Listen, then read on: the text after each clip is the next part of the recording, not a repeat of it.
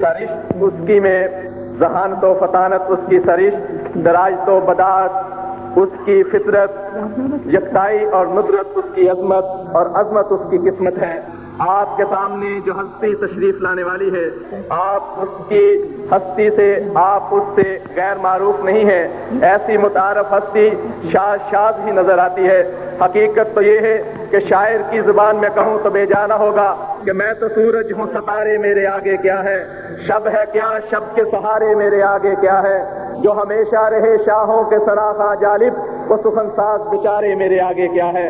میں اسلام قائد اہل حدیث خطیب ملت حضرت علامہ احسان الہی ظہیر، نعرہ تکبیر، نعرہ تکبیر، نعرہ تکبیر، مسلک اہل حدیث، جماعت اہل حدیث، جمعیت اہل حدیث، علماء اہل حدیث، خطیب ملت، اسلام کا بے باک سپاہی، اسلام کا بے باک سپاہی، اسلام کا بے باک سپاہی، جیوے جیوے، جیوے جیوے، جیوے جیوے، جیوے جیوے۔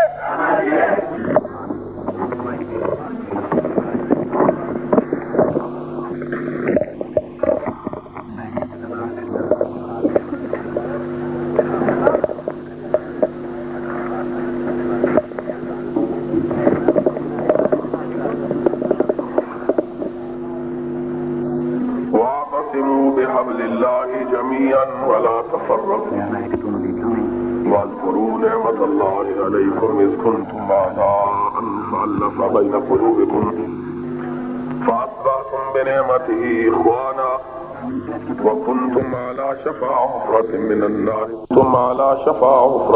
النار فأنقذكم منها كذلك يبين الله لكم آياته لعلكم تهتدون۔ حضرات، میں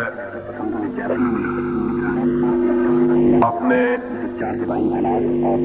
ان نوجوان ساتھیوں، بھائیوں اور بیٹوں سے زیادہ آپ حضرات کا شکر گزار ہوں کہ آپ نے ان ساتھیوں نوجوانوں کی حوصلہ افزائی کی اور انہوں نے یہاں آج اللہ کے نام پر جو مجلس بپا کی ہے، آپ نے اسے رونق بخشی۔ میں سمجھتا ہوں کہ آج کے اس دور میں اس طرح کی مجالس کا بپا کرنا اور پھر ان میں حاضری دینا، اگر یہ کسی چیز کی علامت ہے تو اس چیز کی علامت ہے کہ اس گئے گزرے دور میں بھی اللہ اور اللہ کے رسول کرنے سے محبت کرنے والوں میں کوئی کمی نہیں آئی ہے۔ میں انتہائی اختصار کے ساتھ ملک کے موجودہ حالات اور کتاب و سنت کی روشنی میں ان حالات کی نقاب کشائی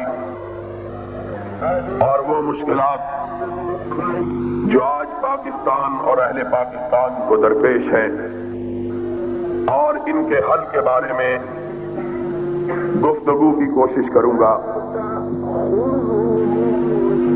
میرے لیے یہ ایام بڑے مشکل ہوتے ہیں۔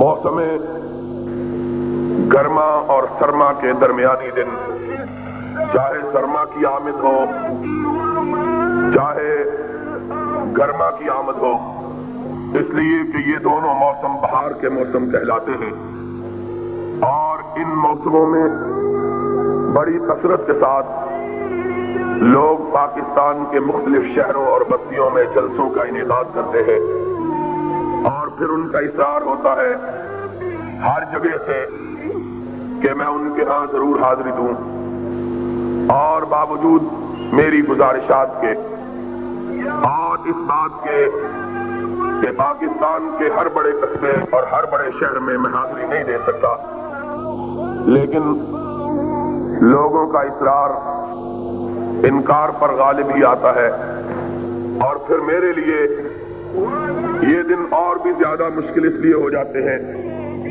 کہ پچھلے پہر سفر شروع ہوتا ہے، رات کو تقریر ہوتی ہے، پھر گھر واپسی ہوتی ہے، اور صبح دم اور کئی علاقوں سے لوگ وقت لینے کے لیے آئے ہوئے ہوتے ہیں، اور وہ دوست جو وقت لینے کے لیے آتے ہیں وہ دماغ تقریر سے کم خرچ نہیں کرواتے، اس لیے کہ گھنٹہ ڈیڑھ گھنٹہ بحث کرتے رہتے ہیں، جی آپ ضرور آئیں۔ اور میں ان کو کہتا ہوں کہ اگر پاکستان کی بستیوں، قصبوں، دیہاتوں اور شہروں کو شمار کیا جائے تو 10 برس میں بھی میں پاکستان کی ساری بستیوں میں حاضری نہیں دے سکتا، لیکن اس کے باوجود بہرحال ان کی محبت کی وجہ سے مجھے باقی اپنے کام سمیٹ دینے پڑتے ہیں، اور اس وجہ سے انسان ہوں، پیالہ ہوں، فاغر نہیں ہوں میں، تھک جاتا ہے انسان، خون اور جسم اور انسان جو گوشت پوست کا مرکب ہوتا ہے اس کے اندر اتنی ہمت طاقت نہیں ہوتی کہ وہ دن رات اتنا سفر کر سکے۔ میں سمجھتا ہوں کہ میرے بھائی اور میرے ساتھی اور میرے دوست خطبہ حضرات مولانا یزدانی صاحب، قاری عبدالحفیظ صاحب، مولانا عبداللہ شیروپوری صاحب، مولانا عبدالعلیم صاحب اور دیگر بھائی جو یہ دن رات سفر کرتے رہتے ہیں، ان کی بڑی بہادری کی بات ہے، لیکن میں واقعی طور پر بیٹھ کر تقریر کرنا پسند نہیں کرتا، لیکن کیا جائے کہ کھڑے ہونے کی سکت نہیں ہے، اس لیے وقت بھی کافی بیت چکا ہے۔ میں چاہوں گا کہ یہ جو وقت مجھے ملا ہے اور یہ موقع جو مجھے میسر آیا ہے آپ سے ہم کلام ہونے کا، اس موقع کا کوئی لمحہ بھی کسی ایسی بات میں صرف نہ کروں جو میرے لیے، آپ کے لیے، ملک کے لیے، قوم کے لیے یا ہماری آخرت کے لیے مفید نہ ہو۔ انشاءاللہ میں کوشش یہ کروں گا کہ اپنی ساری تھکاوٹوں کے باوجود اپنی توانائیوں کو بروئے کار لا کر آپ کی خدمت میں کتاب و سنت کی روشنی میں کوئی حق کی بات کہہ سکوں۔ آپ اللہ سے دعا مانگیے، اللہ مجھے سچ اور حق کہنے کی توفیق عطا فرمائے۔ آپ جانتے ہیں ہمارا ملک اس وقت بڑے کڑے حالات سے گزر رہا ہے، اور یہ صرف پاکستان کی بات نہیں ہے بلکہ سارا عالم اسلام اس وقت جن حالات سے دوچار ہے، ایسے حالات عالم اسلام پر کبھی وارد نہیں ہوئے۔ اس وقت دنیا میں مسلمان بہت بڑی تعداد ہے، اتنی بڑی تعداد کہ 1400 برس کی اسلامی تاریخ میں مسلمانوں کی کبھی اتنی تعداد نہیں ہوئی ہے جتنی آج ہے۔ آج کے اعداد و شمار کے مطابق مسلمان 1 ارب 20 کروڑ سے زیادہ ہے، 1.25 ارب کے قریب مسلمانوں کی تعداد ہے، اور دنیا میں اس وقت مسلمانوں کی 45 سے زیادہ سلطنتیں، مملکتیں، حکومتیں موجود ہیں۔ 40 اور 5 45 سے زیادہ ملک ایسے ہیں جو مسلمانوں کے ہیں، جہاں مسلمان حکمران ہیں، مسلمان سربراہ ہیں، اور اس کے ساتھ ساتھ آج مسلمانوں کے پاس اتنی دولت ہے، اتنا مال ہے کہ اتنی دولت اور اتنے مال کا کبھی تصور بھی نہیں کیا جا سکتا تھا۔ مجموعی طور پر جو مال و دولت ہے اس کا کیا کہنا، انفرادی طور پر بعض مسلمانوں کے پاس اتنا سرمایہ موجود ہے کہ کبھی اتنا سرمایہ دنیا کے بادشاہوں کے پاس بھی نہیں ہوتا تھا، عام آدمیوں کے پاس، عام مسلمانوں کے پاس اتنا سرمایہ ہے۔ ابھی پچھلے دنوں دنیا بھر کے اخبارات میں بھی اور پاکستان کے اخبارات میں بھی ایک شخص ہے جس کا نام ہے عدنان خاشق جی، اس کا تذکرہ اخبارات میں بڑے تسلسل کے ساتھ آیا ہے، اس کے بارے میں ایک عام آدمی ہے، سعودی عرب کا رہنے والا ہے اور اب امریکہ اور یورپ میں رہتا ہے. اس کے متعلق اخبارات نے لکھا کہ اس کا ذاتی خرچہ روزانہ کا 18 لاکھ روپے ہے. وہ خرچہ جو کاروباری نہیں ہے، صرف وہ خرچہ جو اپنی ذات میں صرف کرتا ہے، وہ 18 لاکھ روپیہ روزانہ ہے. اتنی دولت، اتنا مال، اور اس کی ایک ملک کے اندر زمین جو ہے وہ 4 لاکھ ایکڑ سے زیادہ ہے، صرف ایک ملک میں. اور یہ ایک آدمی کا عالم ہے. اس طرح کے بے شمار ہیں، سینکڑوں کی تعداد میں ایسے لوگ ہیں جن کے پاس دولت کی یہ فراوانی، مال کی یہ بہتات. اور جہاں تک حکومتوں کا تعلق ہے، آپ یہ بات سن کر حیران رہ جائیں گے کہ اس وقت دنیا میں سب سے زیادہ فی کس آمدنی اگر کسی ملک کی ہے تو وہ امریکہ کی نہیں، فرانس کی نہیں، جرمنی کی نہیں، سویڈن کی نہیں، ڈنمارک کی نہیں، بیلجیم کی نہیں، بلکہ ایک مسلمان ملک کویت ہے کہ پوری دنیا میں جس کی فی کس آمدنی ساری دنیا میں سب سے زیادہ ہے. یہ مسلمانوں کا حال ہے. مال، دولت، تعداد، ملک. لیکن اگر ہم ان کے حالات کو دیکھیں تو ضربت علیہم الذلۃ والمسکرہ. جتنے آج مسلمان ذلیل ہیں، خوار ہیں، پریشان ہیں، بے کس ہیں، بے بس ہیں، مظلوم ہیں، مقہور ہیں، کائنات کے کسی دور میں مسلمان اتنے بے کس نہیں ہوئے. جتنے آج مسلمان ذلیل ہیں، خوار ہیں، دنیا کی ساری تاریخ میں مسلمان کبھی اتنا ذلیل نہیں ہوئے. کبھی ہم نے اس بات پہ غور کیا ہے کہ تعداد سب سے زیادہ، مال بہت زیادہ، ملک لا تعداد اور ذلت بھی انتہا. سبب کیا ہے؟ وجہ کیا ہے؟ اس کی علت کیا ہے؟ یہ کیوں ہے کہ کبھی ہم 313 تھے، صرف 313، اور کوئی ہماری طرف ٹیڑھی نظر کر کے دیکھنے کی ضرورت نہیں کرتا تھا. اور آج ایک مسلمان ملک کو دیکھ لو. 10 کروڑ مسلمانوں کا سربراہ ہے ضیاء الحق، اور فوجی ہے، جرنیل ہے، سینے پہ 20 ستارے لگائے ہوئے ہیں، 20 کمرے سجائے ہوئے ہیں. اور حالت کیا ہے؟ راجیو گاندھی کی بیوی کے سامنے رکوع میں جھکا ہوا ہے.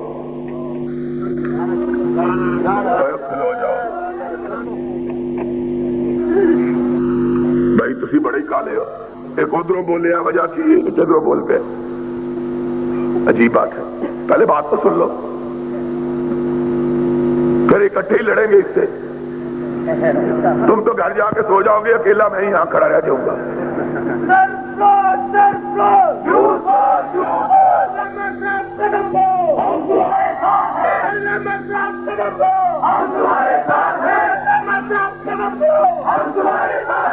تو میں یہ کہہ رہا تھا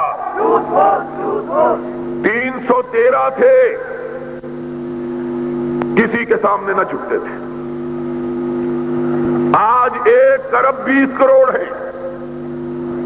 اوروں کو چھوڑو، ہم اس ملک میں 10 کروڑ ہیں. 10 کروڑ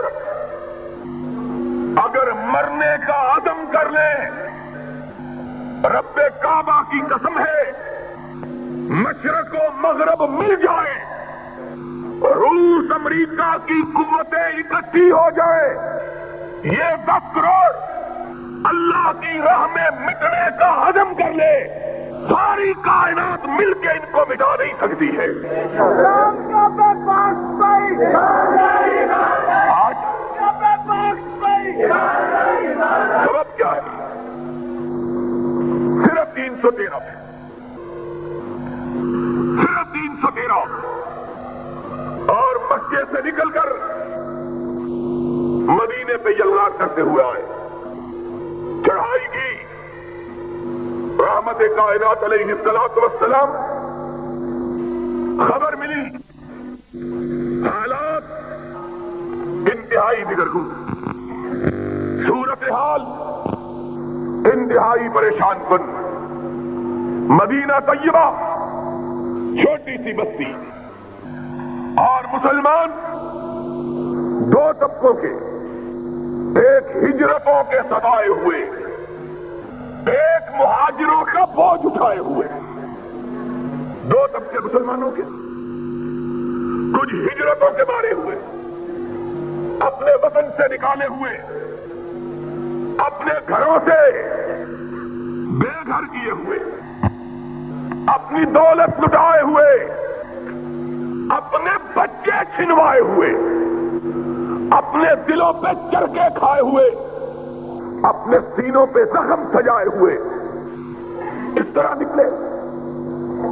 عبد الرحمن ابن عوف کہتے ہیں رضی اللہ تعالیٰ عنہ، میں نکلا، میرے گھر والوں کو پتا چلا، میں اونٹ پہ سوار، بیوی پیچھے، بیٹا گود میں، سب کچھ بیچ باچ کے، پیسے پوٹلی میں باندھے ہوئے۔ سب سے پہلے سسرال والوں کو علم ہوا، بھاگے ہوئے آئے، میرے اونٹ کی مہار تھام لی، کہنے لگے جانا ہے تو جاؤ، ہماری بیٹی چھوڑ کے جاؤ، بیوی چھین۔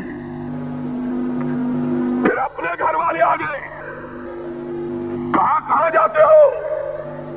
کہاں مدینے والے کے پاس جاتا ہے، کہاں پھر یہ بیٹا ہمارا ہے، اس کو ساتھ نہیں لے جا سکتے۔ کہاں دل پہ چوٹ پڑی، اپنا لخت جگر، اپنا بیٹا، اور بیٹے کی محبت صرف باپ جانتا ہے،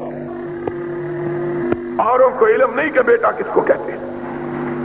جس کو رب نے بیٹا دیا ہو یا اس سے قدر پوچھو، یا جس کو دے کے چھین لیا ہو اس سے قدر پوچھو۔ کہا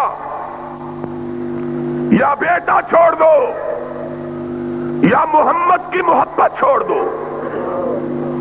کہا ایک دفعہ کب کبھی تاری ہو گئی، نگاہ اٹھائی، آسمان کی طرف دیکھا، پھر کہنے لگے ایک بیٹا، 1000 بیٹا ہو محمد پہ قربان ہے، لے جاؤ، پرواہ نہیں ہے۔ بیٹا چھینا، بھائی آئے، انہوں نے مال کی پوٹلی چھینی، بڑا بھائی آیا، اس نے اونٹ بھی چھین لیا، کہا جانا ہے تو اسی طرح جاؤ۔ کائنات کے امام کی بارگاہ میں پہنچے، ہونٹ بھوک سے پھٹ گئے تھے اور پیر چلنے سے بچ گئے تھے، پیروں سے بھی خون، ہونٹوں سے بھی خون۔ کائنات کے سردار، ثقلین کے تاجدار، امام خدا نماز ظہر سے فارغ ہوئے، سلام پھیرا، پلٹ کے دیکھا تو سامنے عبد الرحمن کھڑے ہیں۔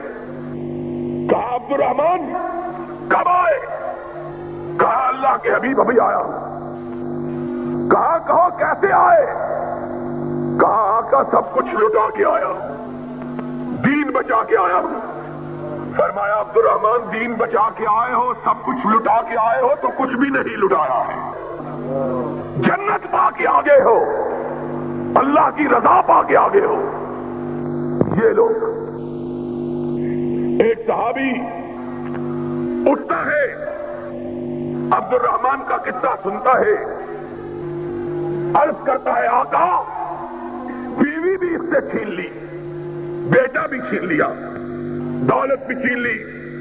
اللہ کے رسول میرا جتنا مال ہے 2 حصوں میں تقسیم, آدھا اس کو دے دیجئے آدھا مجھ کو دے دیجئے.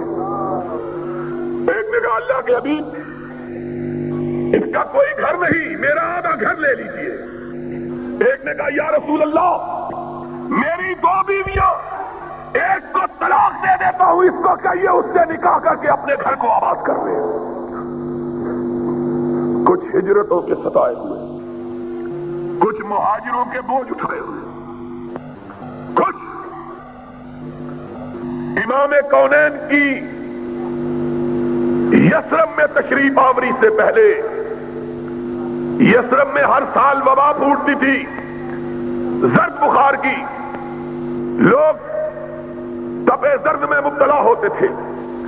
وہ تو کونین کا تاجدار آیا, رحمت مجسم بن کے آیا, اور اس نے اپنے ہاتھ دعا کے لیے اٹھائے. اس نے کہا اللہ میرے بابا خلیل اللہ نے مکہ کے لیے تجھ سے دعا مانگی تھی, میں مدینہ کے لیے تجھ سے دعا مانگتا ہوں. اللہ مدینے کو بیماریوں سے پاک کر دے.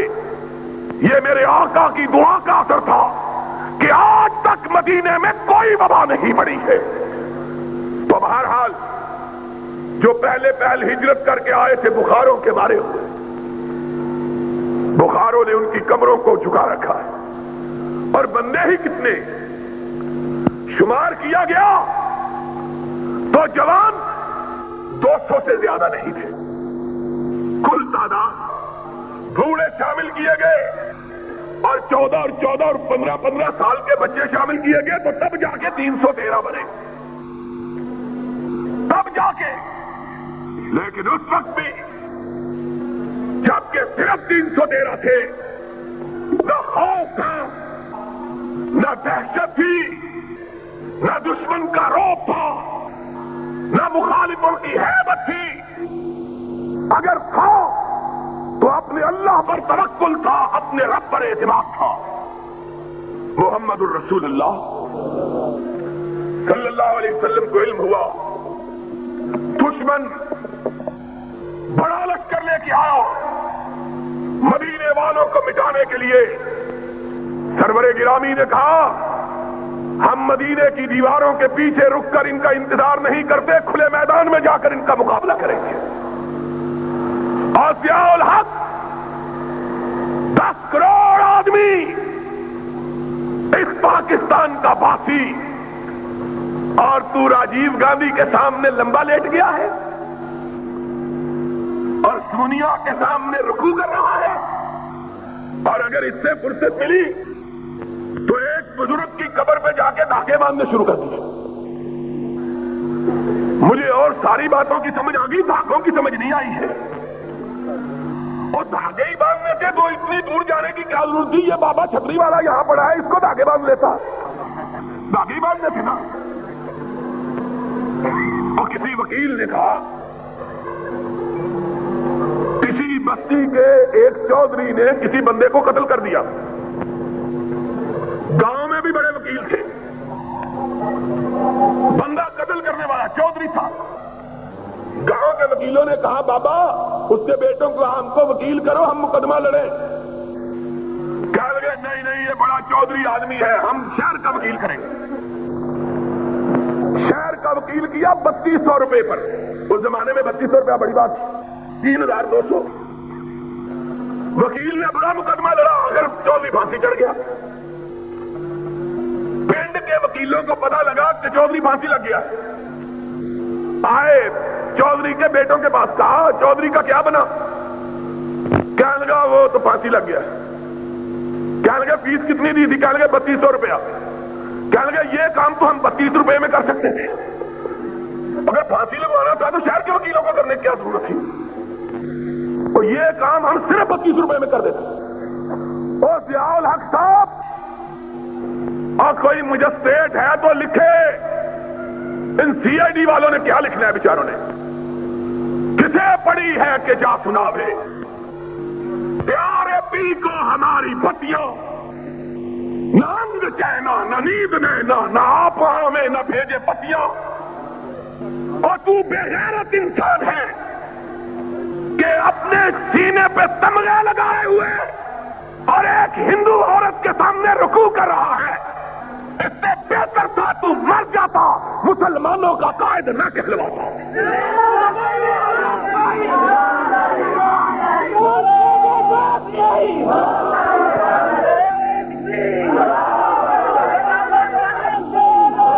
کیا کہتے ہو؟ آج کہتے ہیں اگر یہ بغیرتی کرنی تھی پھر وہاں جانے کی کیا ضرورت تھی؟ اور لوگوں ایک بات سن لو، سی آئی ڈی والوں لکھو، اس کو پہنچاؤ، جو اپنوں سے لڑا کرتے ہیں وہ بیگانوں سے لڑنے کی ہمت، تم اپنوں سے ہمارے خلاف۔ حجاج بن یوسف کے زمانے میں ایک دفعہ حملہ ہوا تو ایک عورت نے کہا کمانڈر عورتوں کے اوپر چڑھ دوڑا، مارا عورتوں کو بڑا، جب بندے لڑنے کے لیے آئے تو اپنی بیوی کے پیچھے جا کے چھپ گیا۔ اس نے کہا اسد علیہ وفی الحروب نعمۃ، اور میرے خلاف تو شیر تھے، مردوں کے مقابلے میں بھیڑ بھی نہیں نکلے، ہم کو مارنے کے لیے تو بڑے دلیر۔ پولیس فوج، یہ بیچارے پولیس فوج ہمارے بھائی ہیں، ان بیچاروں کا کیا ہے؟ لیکن تم، قرآن کہتا ہے، مومنوں کی شان بیان کرتا ہے، اشداء علی الکفار رحماء بینہم، مومن وہ ہیں جو اپنوں کے لیے نرم، غیروں کے لیے گرم ہو، ہلکا یاراں تو پریشم کی طرح نرم ہو، ہلکا یاراں تو پریشم کی طرح نرم، رسم حق و باطل ہو تو فولاد ہے مومن۔ لیکن یہ مومن شب موم کر لیا، سحر آہن بنا دیا۔ ہمارے لیے فولادی اور اندرا گاندھی کے بیٹے کے لیے موم کا، اور لکھا ہے اخباروں نے، لکھا ہے کہ اندرا گاندھی کے بیٹے نے سلام بھی نہیں لی، یہ جفے مار کے ڈل گیا۔ وہ سلام لینے کے لیے جفے مارتا پیا، ایسا انہیں قوم نو بھی جفا ماریا، چھٹن کا نام ہی نہیں لیتا، قوم کا بھی جفا مارا ہوا ہے، اس سے سلام لینا۔ اور لوگ کہتے ہیں ڈپلومیسی ہے، یہ ڈپلومیسی اسلام کے اندر نہیں ہے، یہ اسلام کے اندر، یہ ڈپلومیسی اسلام کہتے کیا ہے؟ کہتے ہیں کوئی بات نہیں، ہم کو بچا لیا ہے۔ ہم نے کہا بزدلی سے اگر کوئی قوم بچا کرتی تو کبھی بہادروں پہ موت نہ آتی۔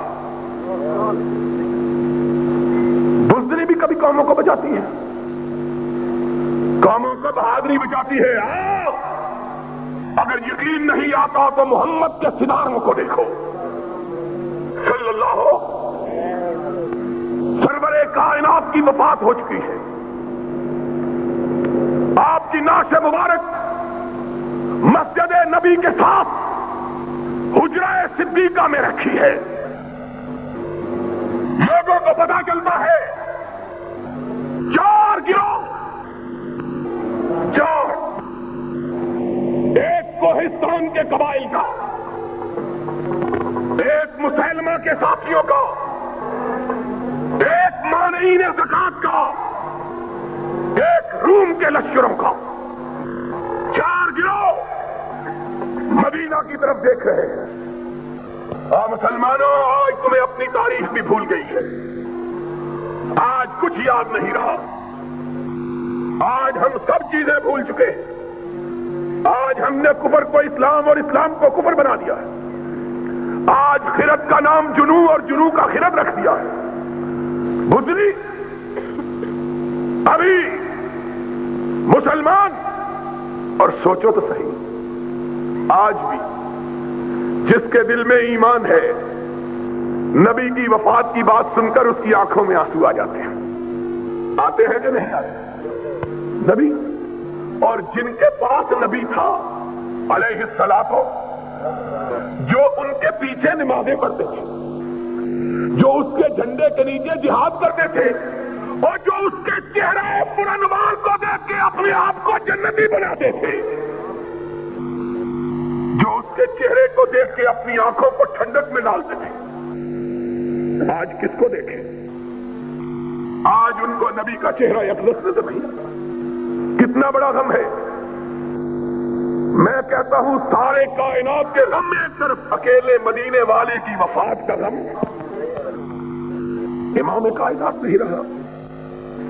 تو غم کا عالم یہ تھا کہ بلال نے حضور کی وفات کے بعد اذان کہنی چھوڑ دی تھی، اور جب لوگوں نے کہا تھا بلال اذان کیوں نہیں کہتے، تو اس نے کہا تھا اب اشہد ان محمد رسول اللہ کہہ کے میں کس کے چہرے کو دیکھوں گا۔ لوگوں کے غم کا عالم، غم کی حالت یہ تھی کہ لوگ کہتے تھے اگر ہمارے سینوں پہ احد پہاڑ بھی رکھ دیا جاتا تو سینہ اتنا مچلا ہوا اور مسئلہ ہوا نہ دکھائی دیتا جتنا محمد کریم کی وفات سے دکھائی دیتا۔ اور فاطمۃ الزہرا نے کہا تھا صبت علیہ مصائب لو انہا صبت علی الیام سرن لیالیا، مجھ پہ میرے باپ کی وفات کے ساتھ اتنے غم ٹوٹ پڑے کہ اگر دنوں پہ ٹوٹتے تو دن سیاہ ہو جاتے، راتوں میں بدل جاتے۔ اتنا غم ہوا کہ فاروق جیسا بہادر آدمی اپنے اعصاب گم کر بیٹھا۔ اس نے تلوار نکال لی اور کہا جو کہے گا کہ محمد فوت ہو گئے میں اس کی گردن کو اڑا دوں گا۔ ہوش حواس کو مدینے میں اس طرح ہو بکا ہوا کہ اس طرح معلوم ہوتا تھا زمین کا کلیجہ شک ہو جائے گا، آسمان پھٹ جائے گا، اتنا لوگوں کو غم تھا۔ این اس غم کے عالم میں خبر پہنچی کہ قبائل کوہستان نے ارتداد کا اعلان کر دیا، غیر مسلم ہونے کا اعلان کر دیا، اور صرف یہی اعلان کیا نہیں بلکہ مدینے پہ چڑھائی بھی کر دی۔ ابھی یہ خبر ختم نہیں ہوئی، اور سنو سنو، ہمارا ضیاء کہتا ہے ہم کس سے لڑے، ادھر انڈیا ہے ادھر کابل ہے۔ ہم نے کہا دشمن بھی دو ہی ہے، یا شمال کا ہے یا مشرق کا اور جنوب کا ہے، اگر تم ان سے نہیں لڑ سکتے تو فوج رکھنے کی ضرورت کیا ہے؟ پھر کراچی کے سمندروں سے لڑنا ہے؟ پھر کس سے لڑنا ہے؟ یا اپنی قوم سے لڑنا ہے؟ دشمن تو یہی ہے۔ ان کا مطلب یہ ہے کہ دشمن بھی ہماری مرضی کا چھوٹا سا ہونا چاہیے، تب ہم لڑیں گے۔ جس طرح ہمارے ہاں کبھی رستم زمان ہوتے تھے اور نوکی سے جھگڑا ہو گیا، اس نے ایک ہی پٹکی ماری، بازو نکل گیا، کہہ رہا بڑا بھائی مانا میرا بازو توڑ کے مجھ کو گرانا چاہتا۔ اس نے کہا کچھ نہیں کر رہے ہو، پیار کر رہے ہو۔ ان کا مطلب یہ ہے رستم زمان ہم بنے کن کو گرا کے؟ مولوی عبد الخالق قدوسی کو گرا کے۔ یہ بیچارہ تو پہلے ہی گرا ہوا ہے۔ ضیاء الحق بھی کمانڈر ان چیف ہے، سالار ہے، اب مقابلہ کرنا چاہتا ہے کس سے؟ مولوی فضل الرحمان سے یا بڈھوں کی یتیم بیٹی سے۔ اور بیچارہ اس کا باپ ہمارا مقابلہ نہیں کر سکا، تم اس کی بیٹی سے مقابلہ کر رہے ہو۔ حالت کیا؟ ان کا مطلب یہ ہے دشمن بھی ہماری مرضی کا۔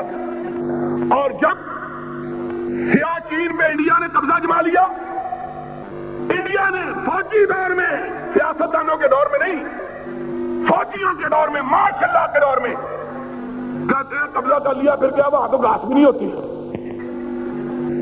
گھاس تو اس سڑک پر بھی نہیں ہوتی، یہ بھی انڈیا کو دے دو۔ گھاس تو تمہارے سر پر بھی نہیں ہوتی، یہ عجیب بات ہے، یہ عجیب جواب ہے۔ قومیں مقابلے کرنے کے لیے یہ سوچا کرتی ہے گھاس ہوتی ہے کہ نہیں ہوتی؟ وہ کسی بھیا کی طرح کہیں گے ہمارے ماموں کے گھر آنا تو پھر ہم سے لڑائی کرنا، پھر ہم تم کو دیکھیں گے۔ پھر لڑائی کے لیے پہلے تمہارے ماموں کے گھر ڈھونڈے کدھر ہے؟ ان کا حال دیکھو ذرا، یہ مسلمان ہیں جنہیں دیکھ کے شرمائے یہود. کیا مسلمانی ہے؟ تم ہنستے ہو. کعبے کے رب کی قسم رونے کی بات ہے. رونے کی بات ہے، رونے کی. جب 313 تھے تو ڈرے نہیں تھے. جب 313 تھے تو اور اب 10 کروڑ ہیں اور منہ پتیلے جتنے بڑے ہیں. 10 کروڑ. لیکن کونین کے تاجدار نے کہا تھا، کونین کے تاجدار نے کہا تھا F-16 بھی ہیں، F-15 بھی ہیں، میراج بھی ہیں، مگ بھی ہیں، لڑتے نہیں. اور کونین کے تاجدار نے جب مومنوں کو لڑایا، نہ کسی کے پاس تیر تھا نہ تلوار تھی، کسی کے پاس نیزہ تھا تو ڈھال نہیں تھی، اگر کمان تھا تو چھوڑنے کے لیے تیر نہیں تھا، اگر تیر تھا تو بچاؤ کے لیے سرا نہیں تھی، لیکن تھا تو رب پر ایمان تھا، اللہ پر اعتماد تھا. اور انہی کے متعلق اقبال نے کہا تھا کہ کافر ہے تو شمشیر پہ کرتا ہے بھروسہ اور مومن ہے تو